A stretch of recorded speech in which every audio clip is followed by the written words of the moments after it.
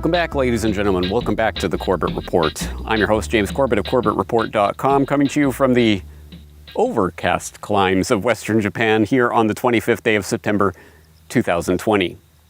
Welcome to episode 385 of the Corbett Report podcast, a message to new conspiracy theorists. And as I hope that title accurately conveys, today's message is not intended for the old hands, the long-time listeners of the Corbett Report or information like this. This is directed specifically at that subsection of the audience that just in the year 2020 is starting to realize that there is much, much more going on behind the scenes than you have ever been told. And I know that subsection of the audience is considerable and is growing every day because I have seen it with my own two eyes in terms of the engagement that I have seen over the course of the past several months of the scamdemic. I know a lot of people who otherwise would have, I'm sure, kept the phrase and the ideas of conspiracy theorists at arm's length and held their nose whenever such topics were raised, are suddenly realizing, oh, I guess I'm a conspiracy theorist for having questions about this brave new world we're goose-stepping into. Well, welcome to the club, I suppose, is the message for today, the key operative message. And underline that word, welcome, because I want to take a moment to do something that I think is not popular, perhaps not even allowed anymore on the internet, which is to welcome people and make them feel at home in this unfortunate club of necessity of people who are realizing that they've been lied to their entire lives. It is not a happy club to be joining, but at any rate, I do welcome you to it. And I think it is important to embrace all of the people who are starting to question the reality that we find ourselves in. Old hands and people who are a bit long in the tooth might be a bit cynical and roll their eyes and, oh, all these newbies. But no, I think it is important to welcome everyone into this space and make them feel at home, because I think it is an experience we can all relate to, the waking up experience, whatever you want to call it. Not that that ever ends. We are always all learning new things and becoming more deeply aware of what is happening in the world. But I think we can all relate to that particular disorienting experience when the penny drops and we realize the extent of the lies that we have been under for so long. It is a profoundly disorienting experience. And I remember when I was trying to find my sea legs, so to speak, in the conspiracy space back in 2006 and trying to figure out what's what and what's going on. And I'm reminded of a particular message that I heard during that time that resonated with me and certainly helped in that disorienting moment. And that was a message that was delivered by Dr. William F. Pepper at the Revealing the Truth conference dedicated to 9/11 truth that was held in Chicago back in June of 2006.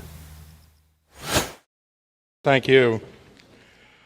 I'm pleased to be here with you. It's the first time I've met with a group who is as dedicated as this particular group is to finding out the truth about what happened on September 11th. Resulting in the death of many Americans and subsequently in the death of thousands, if not hundreds of thousands, of people in other countries of the world. So I want to frankly tell you that I'm humbled and I feel very, very pleased and honored to be here in your presence. And I want to compliment you on the struggle that you've waged, virtually alone many times, painfully, I'm sure, many times, with great financial burden. I'm also certain to many of you who have devoted and dedicated yourselves to this cause. It's a noble struggle, and I urge you to continue it. Thank you. There will be many pitfalls, and I'm actually going to go into some of those because you have to be aware of it. However, this republic, this old republic, requires that you do what you're doing. This is the job of a citizen. This is the job of a citizenry.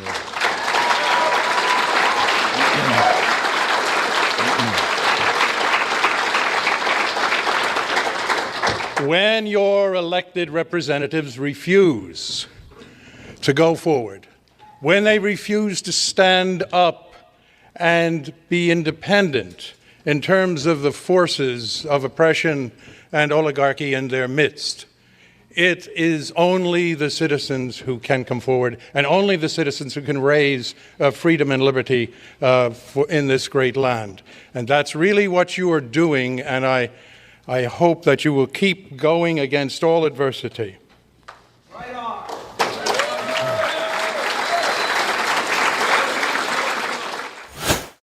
Now, perhaps some of the newer people in the audience don't know of the work of Dr. William F. Pepper or his incredible work exposing the act of state that was behind the assassination of MLK, for example. If not, I will provide a handy-dandy reference for you, corbettreport.com/MLK, where you can find the Truth at Last documentary featuring Dr. William F. Pepper talking about his work and research, discovering the truth about the MLK assassination. But at that time, in that moment in 2006, as I was going through that disorienting, bewildering experience of realizing the extent of the lies that we were being told, it was very comforting to hear that message from someone of the stature of Dr. Bill Pepper, who himself was not personally into the 9/11 truth space. He was not researching, he was not actively involved, but he did recognize the importance of that movement, and he took it upon himself to bring this message, the gravitas of half a century of incredible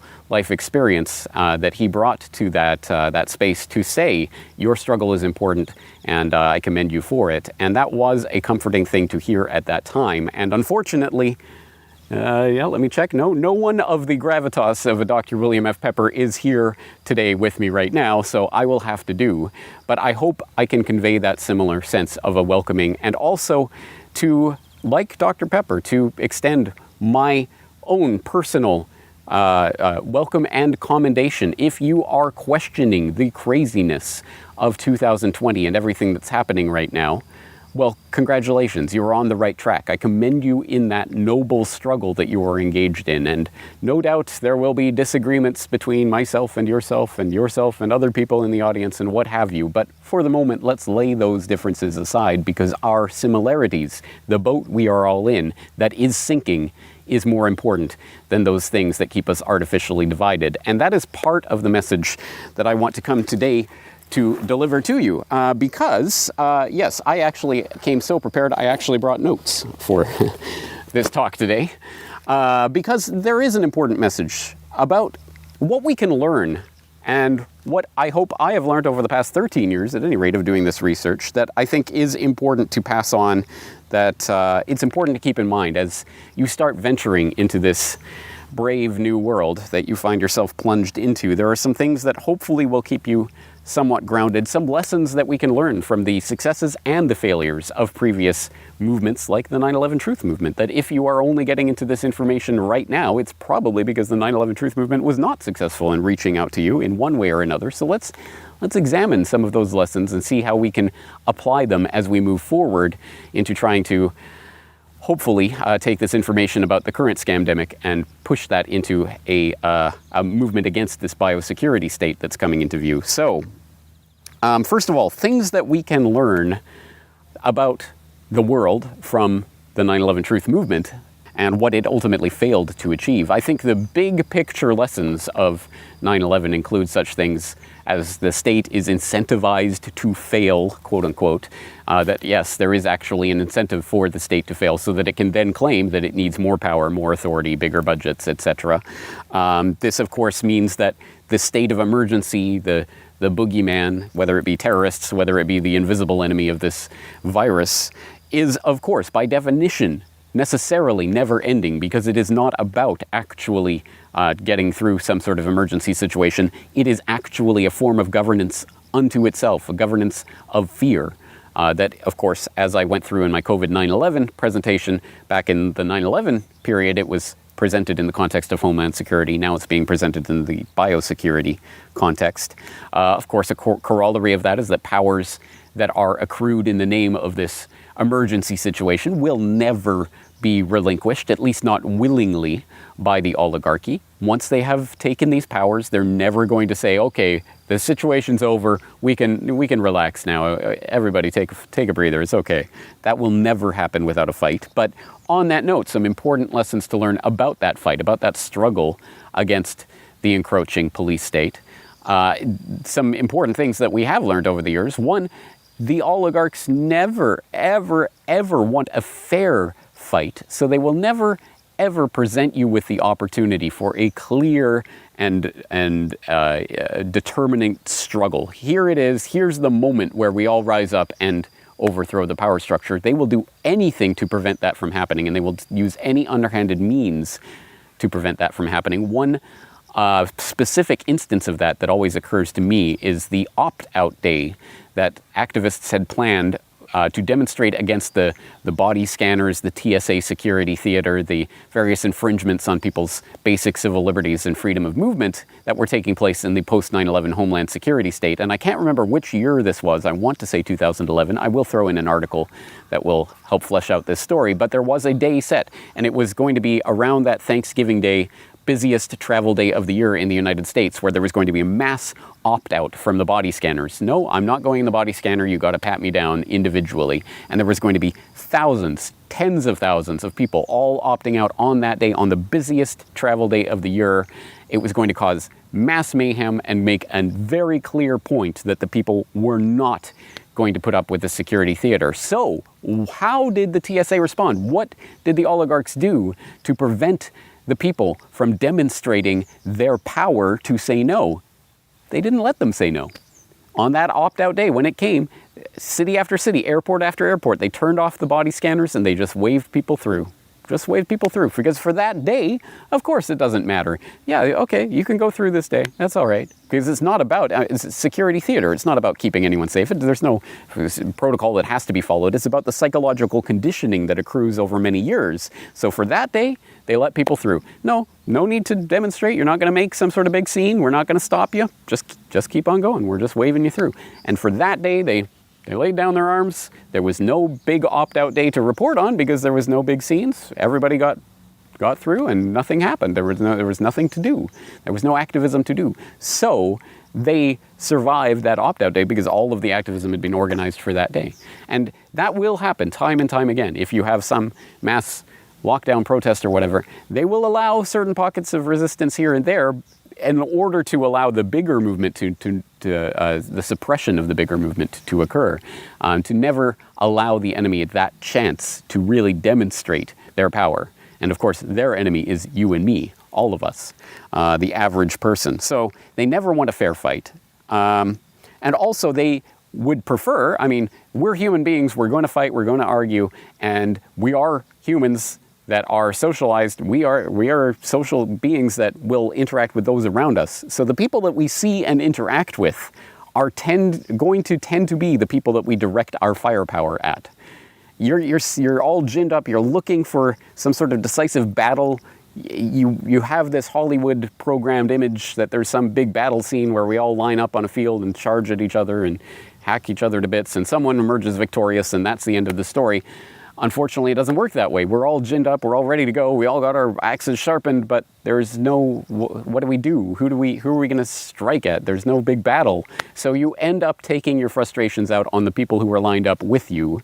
And that is, of course, the divide and conquer strategy that has been employed for literally millennia, but certainly demonstrably for decades, to get the public at each other's throats. And that happens not only in the broader public when we start dividing people up along gender and sex and all of these different lines and racial lines and all of that, and getting people fighting in those ways, but also within movements themselves, getting people within the movement to identify the big problem. You know what the big problem with the people who committed 9/11 is this other researcher over there who doesn't believe what I believe, and that's the person who's stopping the truth from coming out, or something along those lines.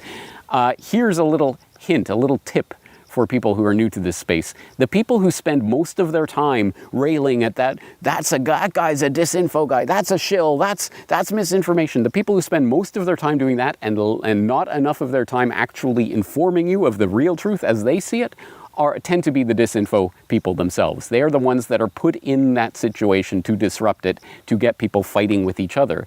That's why it's extremely important to the extent possible, avoid falling into dogmas that everyone must believe this, and this about what it is that I believe, or you're the enemy. Keep the real enemy in mind. It is not the average person who's struggling to make ends meet and struggling to put food on their family's table. It is the people who are literally directing the system, who are literally creating the money out of thin air, who are literally creating the systems of control that are controlling the entire human population and are seeking ultimately to re-engineer the human population at the genomic level. Those are the enemies of humanity, not your neighbor, not the person that you're talking to in this forum or what have you. So keep your firepower directed at the real enemy. There are some other corollaries and general things we can take away from 9/11. About that, for example, falling into dogmas. There is one reason, and only one reason, that 9/11 happened, and it's all for that reason. And if you posit anything else, then you're a shill, blah, blah, blah. There is no one reason 9/11 happened. There is no one reason that JFK was assassinated. There is no one reason this scamdemic is coming together. No, these big, monumental, earth-shattering, world historical changing events, these big events happen because there are a number of different interests that converge. All wings and factions of the oligarchical group, even ones that usually fight with each other, they all have an interest in this particular event taking place in this particular time, and that's why it takes place. So you can point to that agenda and that agenda and that agenda, and you can all be right. It is not an either-or switch. So don't get stuck in either-or thinking. All right, let's get into some practical advice about what you can do. Of course, that's what we all want. And as I say, we're all primed and ready for this big battle. I've seen it so many times in the movies. We all get ready and we get prepared and train and set our positions, and then we go into battle, but that's not happening. So what do? We've got to have something to do. Okay, fair enough. That is true. And there are actual specific things that you can start doing today that will make a difference, 100% guaranteed, that are important and that you personally can start doing right now, right this second, if you want.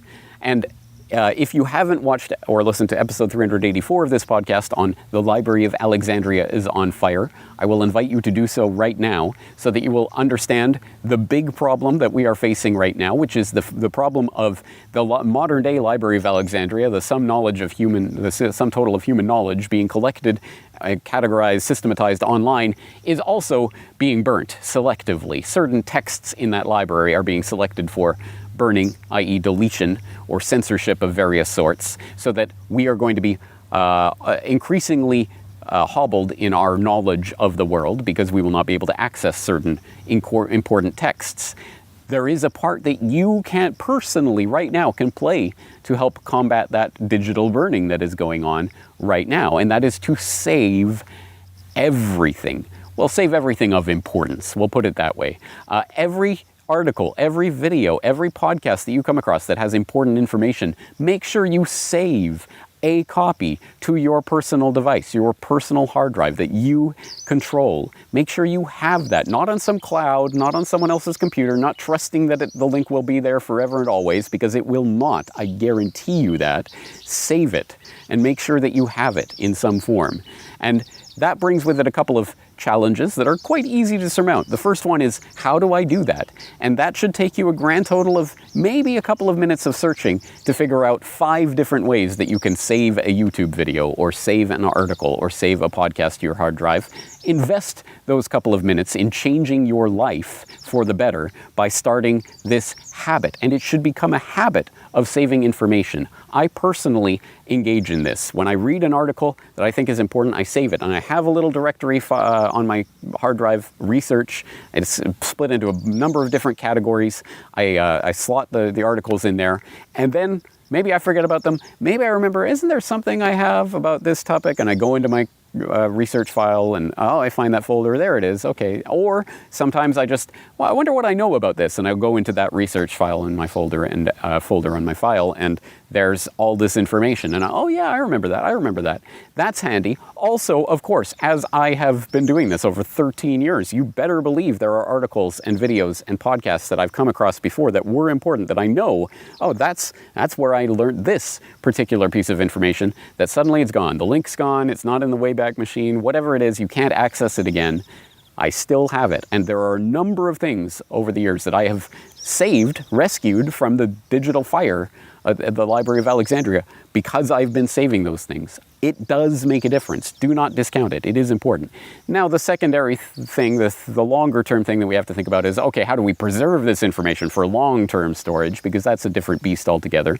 You don't want to just entrust it to your hard drive. Eventually, you're going to have to store it on some medium. Maybe it's better to print it out if it's an article or something, so you have a physical paper copy or whatever. Those are the types of things you can decide once you have that information saved, stored, that you can access. Make sure that you do that. That is important. I'm telling you, that is an important step. Number 2 sounds like a school marmish finger wagging type of thing, but I trust you'll understand it is important. Number 2 is study history. Really, study history. It has very practical uses. It's of course good to just know about the world, but it has practical uses that you can apply as you go forward in your research and study on the various scams that we're being subjected to. One is that immediately you can start to counter the fallacious argument from incredulity that people use to try to counter your conspiracy theorizing. Oh, but that's ridiculous. Why would someone ever do that? Oh, that's just silly. No one would ever think to do that. You will suddenly have a raft of examples that you can point to from history of actual times that thing has actually taken place. For example, just as one example off the top of my head, if you're talking about the concept of false flags, why would a government attack itself? You're crazy. It doesn't make any sense. You will have such things as my brief history on false flags, the video I did where I went through centuries of history of governments just disguising itself as enemy forces to attack its own forces in order to gin the public up into war hysteria. It's happened over and over and over again for centuries, so it should not be unthinkable that it would happen again in our time. So you can immediately counter that type of argument from incredulity or argument from ignorance.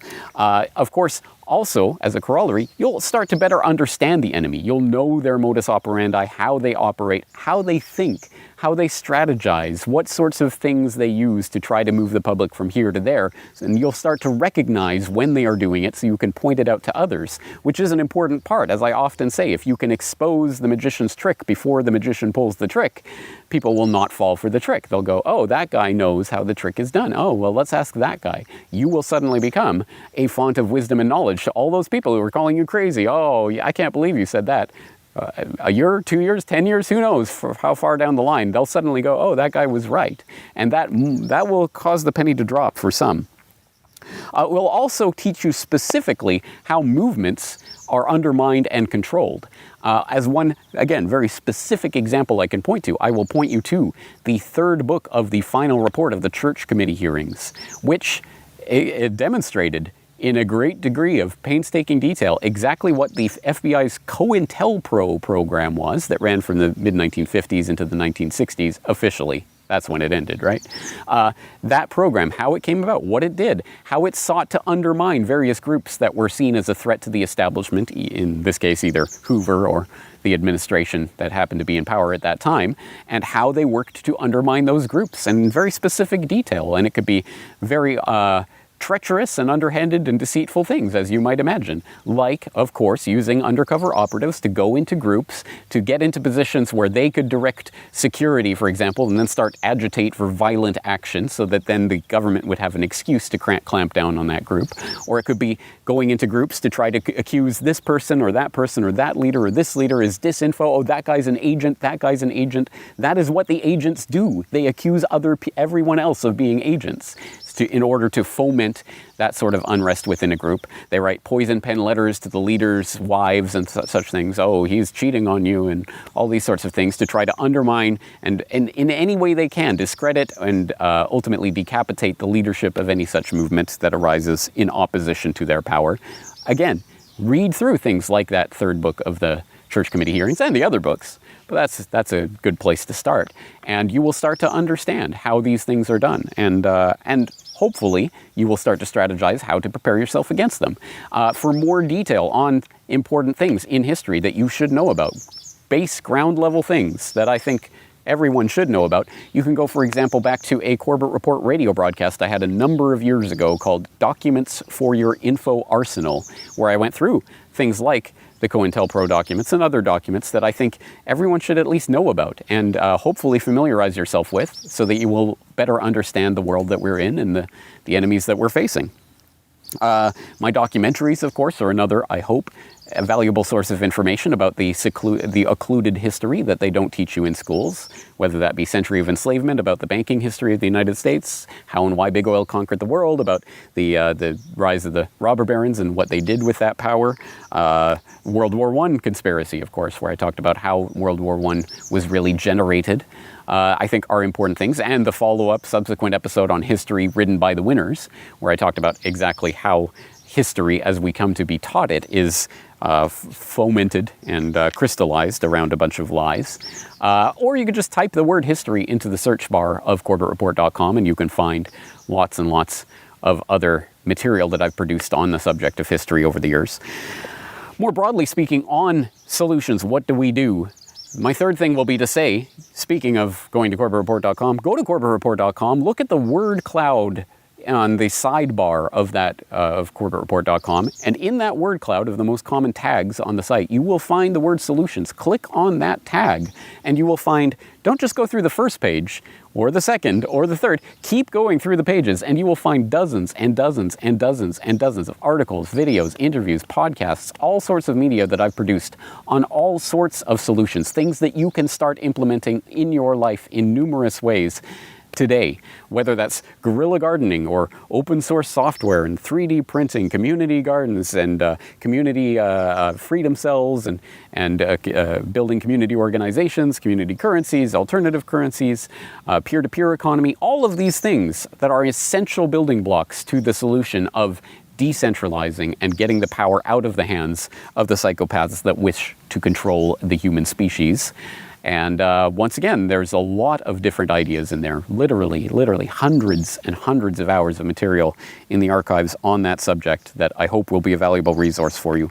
The fourth thing I want to stress is do not replicate the mainstream media in the alternative media, which is easy to do because, again, if you're new to this information, then likely you have grown up and spent your entire life steeped in establishment propaganda of one form or another, sometimes blatant, sometimes not so obvious, but it is establishment propaganda and it works on a number of levels. And so our tendency is to want to go into the new space, this alternative space, and essentially look for the old mainstream verities. But we cannot solve a problem with the same level of thinking that got us into the problem. And the mainstream establishment media mouthpieces have engineered our expectations so that we will constantly be steered into blind alleys or steered off precipices. For example, we have been engineered to have short attention spans. Hell, if you are listening to this podcast and you've made it this far, congratulations, because there are a number of people who cannot look at, oh my God, there's a video on YouTube, it's longer than 5 minutes. I don't have time for that. So if you've made it this far, you are clearly on the right path. But we have to raise the bar of our expectations for discourse in every possible way, not just in terms of attention span, but also in terms of nuance. Understanding that the world is a complicated place. There are many different things. We have to think deeply about these things. We can't just come up with ready pat answers and slogans and hope they will steer us in the right directions, because slogans have always consciously been used to steer humanity in the wrong directions. And we get into sloganeering and simple categorizations, we will fall into the same traps of many our forebears. And that leads into another important point. We want to replicate an echo chamber, a nice, comfortable echo chamber that will swaddle us in everything we already believe. I understand everyone does that to some extent, but we can be conscious of that and consciously counteract it. Here's a little test. If you are listening to my voice right now and you subscribe to other podcasts or YouTube channels, hopefully you're getting off of YouTube, but you understand what I mean. Whatever media, way you consume your media, look at your feed, and if there is nothing, literally nothing in there with which you tend to disagree, nothing from an alternative perspective that you are not on board with, then you're not doing it right. You have to confront other ideas. And it doesn't mean you have to change who you are, but you have to at least sharpen your skills in terms of understanding where the opponent is coming from and crafting meaningful answers to those questions and claims. It is important to challenge ourselves, so we should be making a self-conscious effort to do that. Do not swaddle yourselves in an echo chamber. And finally, stop chasing the MSM tail. This is a point I repeatedly make. I will direct you to a video I made on how the media is news is a social construct. It is used to program you, in which I make the point that yes, the news is a social construct. What is the news of the day? Well, that's decided by some editor in some mainstream publication who, more likely than not, given the history of such things, look at CIA and the Media by Carl Bernstein just as a starter, these are likely operatives of the intelligence agencies, whether on the payroll or just on a nod and wink sort of understanding. But at any rate, these are people who are setting an agenda for a specific reason, and they want you thinking about this topic on this day, this topic on the other day, and to not ever set your own agenda for what you want to understand about the world, what you think is important. It is important to stop chasing the MSM tail. So unfortunately, even the alternative media can fall into that trap of only ever debunking what the establishment is putting in, which is continuing to chase that tail. What are they talking about? Well, let's talk about that along with them. We have to set our own agenda sometimes and just detach yourself. Maybe go on a media cleanse every now and then to see what it is that you think, without other voices in your ear telling you what to think. And that leads us to the fifth point, which may be a performative contradiction given the message of today's episode, but the fifth point is stop looking for other people to tell you what to think. Stop looking for other people to tell you how to act. Stop looking to the alpha male leader who's going to come in on a white horse and make everything right again. That is a false template that has been given to you by the establishment to keep you waiting forever. Trust the plan. Don't worry, the real people, the alpha males are in charge. They're going to take care of it. You just have to follow and obey. No, you do not have to follow and obey. There is such thing as earned authority. There is such thing as leadership that people should, should is a difficult word, that people can follow if they choose to. But that's leadership by example. People who aren't just telling you what to do, people who are doing something, and you look at that thing that they're doing and you say, that's right. I like that. I'm going to do that in my life. And then you lead others by example, not telling people what to do, not making people do what you want them to do, but by leading by example, being the change that you want to see in the world. Stop me if you've heard this before. But it is important. Get out of the mind frame that the leader is going to come and tell you what to do. All right. Those are just some basic things that I think are important for people to understand. And perhaps I'm getting a bit lectury in this welcome. It is meant to be a welcome to this space, but obviously time is short and some important things are happening that we have to deal with very quickly. So I hope you will get up to speed quickly. The Corbett Report is one resource for that. I hope you will use it as such. Thousands and thousands and thousands of hours of media that I've created over the years that hopefully will help to form and inform a greater context and understanding for what has led us to this spot so that we can work our way out of this spot intelligently. That is my hope anyway, and feel free to disagree. That's always welcome and allowed. Now, having said all of that, I think it is once again important for all of us to welcome the new people into our midst, even if we are cynical and jaded and, I already knew all that, and they are not, this is boring, I want something new and infotaining. No, we have to welcome new people into this because a lot of people are suddenly starting to realize, those crazy conspiracy theorists, I guess that's anyone who goes against the establishment. Well, I guess that's me. Yes, it is. It's all of us. We are the targets of this system, so we have to stick together or hang separately. And on that note, once again, I invite participation from the old hands and the longtime listeners at CorbettReport.com. Please help welcome people in by giving your own advice, the things you've learned along the way, telling people what it is that you now understand by participating in that conversation, the real conversation that's happening at CorbettReport.com, not YouTube, not some other social media space, at CorbettReport.com in the comments section where the real comments are happening. And hopefully we can get a nice welcoming atmosphere where people will share their insights and knowledge that will hopefully get us all on board so that we are able to better stand up against this incredible behemoth that we're facing. It is a big task. I don't take it lightly. I hope you don't either. On that note, I'd like to leave you today once again with the words of Dr. William F. Pepper from that conference in 2006. That's going to do it for today. I am James Corbett of CorbettReport.com. Looking forward to talking to you again very shortly. So, finally, in conclusion, with all of this, I think 9/11 is the seminal event of our time. It is the event that should radicalize the people of this country. If any one event would, it is this one. It is you who are the torchbearers with respect to that truth. And you have to continue to bear that torch and to try to get it into the mainstream and not be discouraged when you don't. And not be discouraged when you get discredited, when you get attacked, and when you are ignored, because that is the nature always of prophecy and prophets in their own time. I ask you not to mourn the passing of democracy and liberty in this country. Don't mourn it, because mourning takes energy, it's negative. Don't mourn the passing of democracy. Organize. Organize to restore it wherever it's possible for you to do so. Steel your spines, inspire your children, and then when the moment is right, rise again as though from the ashes and rebuild this great land. Thank you.